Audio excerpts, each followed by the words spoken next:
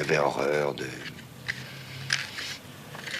parler comme ça de choses, de sentiments, ou même de choses graves ou profondes de son métier devant les gens.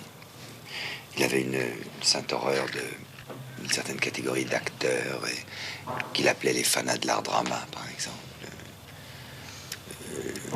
Il disait, bon, c'était peut-être faux, mais enfin, si vous voulez, il plaisantait toujours sur le fait que, bon, pour lui, le meilleur moment de la journée, c'était minuit, quand le rideau se baisse. Et ça le gênait quand un acteur disait non, le meilleur moment de la journée, c'est 9 heures du soir, quand le rideau se lève. Tout ce genre de numéro, ça le bloquait. Alors c'est pour ça qu'il prenait automatiquement le contre-pied, et par autodéfense, il devenait peut-être même agressif. Une merveille, ce petit vin chaud. Vraiment, c'est le bon Dieu qui vous descend dans la gorge en culotte de velours rouge. Étienne Baptiste. À la vôtre, les amis. Et souvenez-vous que ce soir, vous avez trinqué avec Jules César. Jules César ou un autre. Charles Téméraire, Attila, Henri IV, Ravaillac. Oui, j'en suis sûr. C'est ma destinée, à moi, de les ressusciter un peu, tous les grands de ce monde. Ils ont joué leur rôle. Maintenant, c'est à mon tour. Qu'on me laisse faire, et tu verras. Jules César, lève-toi. C'est Frédéric qui est là. Et je secouerai sa poussière et je traînerai son ombre sur les planches, en pleine lumière. Et il sera vivant encore une fois. Il étonnera le monde, encore une fois. À cause de moi. Évidemment, ça te fait sourire. Je crois tout de même pas que je vais finir mes jours au funambule. Dans une peau de lion, encore. Un lion qui a même pas le loisir de rugir. Oh, quel supplice. T'en as comme moi là-dedans. Et là-dedans, tout un orchestre d'un monde. Bien sûr, toi, les mots, les phrases, ça te laisse froid. T'en as pas besoin. Tu racontes de petites histoires sans rien dire. Mais tu la racontes bien, tu sais. Tu peux même dire que tu m'as étonné. Tu parles avec tes jambes, tu réponds avec tes mains, un regard, un haussement d'épaule, 2 pas en avant, 1 pas en arrière, et hop, ça y est, ils ont compris, au paradis. On a beaucoup dit aussi que Brasseur était un acteur d'instinct, c'est-à-dire qu'il lui suffisait d'arriver en scène et de jouer. Ouais. Ça, je peux vous dire qu'il n'y a aucun acteur au monde à qui il suffit d'arriver en scène et de jouer. Enfin, ça, c'est une opinion personnelle, et en tout cas, la carrière et le travail de mon père le prouvent. Mais une fois de plus, il y a sa pudeur qui rentre en ligne de compte. Et c'est vrai qu'il avait un instinct, je vous disais tout à l'heure, il avait un sens du jugement extraordinaire. Et donc, si vous voulez, à propos d'un personnage, d'une pièce, d'un rôle, il voyait très vite comment les choses devaient un peu se passer. Mais après, il y avait une somme de travail qu'une fois de plus, ses intimes savent très bien.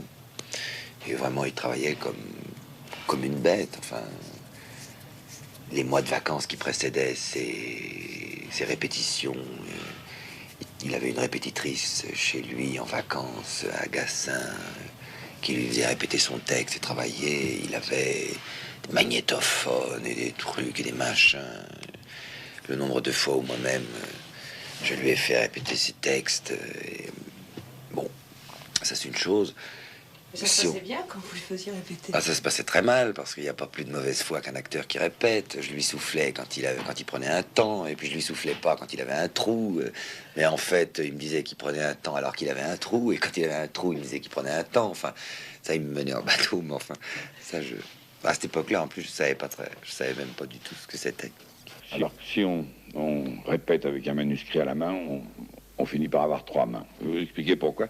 Les 2 mains, c'est déjà un peu gênant, surtout quand on est jeune acteur. On ne sait jamais très bien où les foutre. C'est pourquoi la plupart des acteurs jouent avec une cigarette. C'est pas le cas pour moi.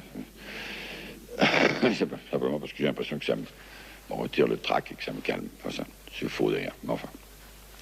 Mais si on répète, n'est-ce pas, avec un manuscrit à la main, une pièce, avec l'autre main, on fait le geste de 2 mains. Le jour où vous lâchez le manuscrit, vous vous trouvez avec 3 mains. Et ça, c'est très désagréable. Très souvent, il prenait 5 manuscrits comme ça pour aller répéter ou pour tourner un film. Il y en avait un qui laissait dans l'entrée, qui était plein de taches de gras, comme ça, écorné. Et les 4 autres étaient sur son bureau, noir de notes et de trucs et de références, de références à sa vie, de références à des œuvres. Enfin, c'était monumental. Quand il a joué Keane, il est parti, je sais pas combien de mois en Angleterre. Il est revenu avec une tonne de documents sur Keane lui-même, sur ce qu'il avait joué. Quand il a joué Les Enfants du Paradis et Keane également pour ça, il avait une tonne de documentation sur Frédéric Lemaître parce qu'il avait des personnages qui l'interprétaient, qui se dédoublaient avec lui. Enfin, c'était vraiment. Mais ça, c'est une chose dont, une fois de plus, je me demande même s'il m'en veut pas de le dévoiler, mais dont à aucun prix il ne voulait en parler, quoi. Puis il arrivait, et puis boum boum, il faisait ces trucs comme ça. Et ça prouve son immense talent, c'est que tout le monde croyait qu'il suffisait d'arriver sur un plateau et de faire comme ça. Seule ma femme. Oui, votre femme, votre victime. Marie, la triste Marie. Le fait est qu'il n'a pas l'air gai.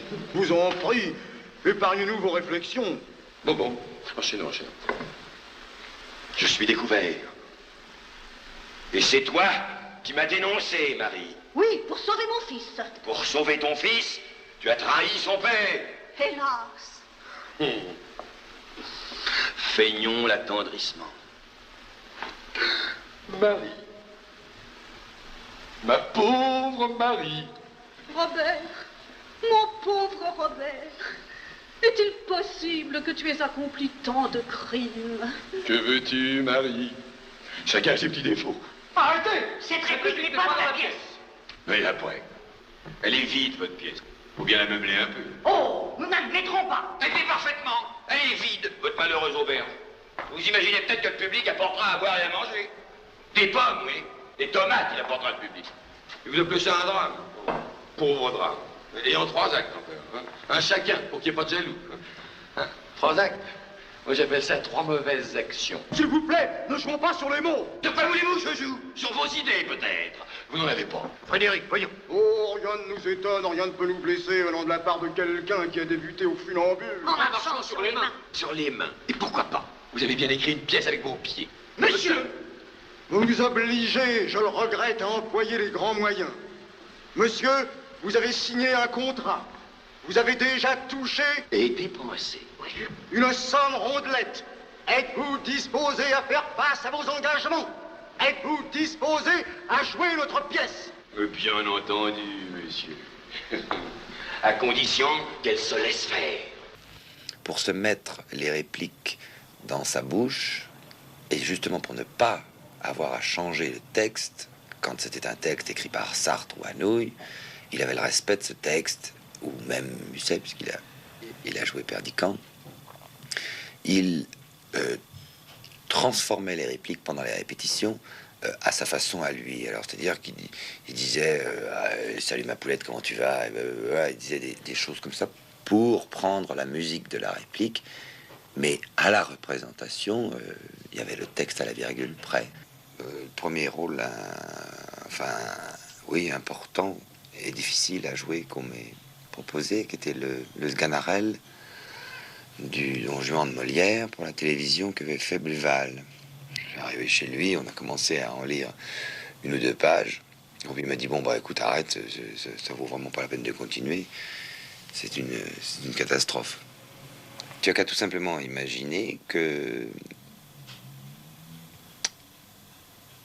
Sganarelle et Don Juan, un maître et son domestique, c'est finalement exactement les mêmes rapports que moi et Loulou. Et à l'époque, Loulou, c'était son chauffeur. Mais c'était un garçon très gentil, que mon père adorait, et que Loulou, je crois que Loulou aimait beaucoup mon père.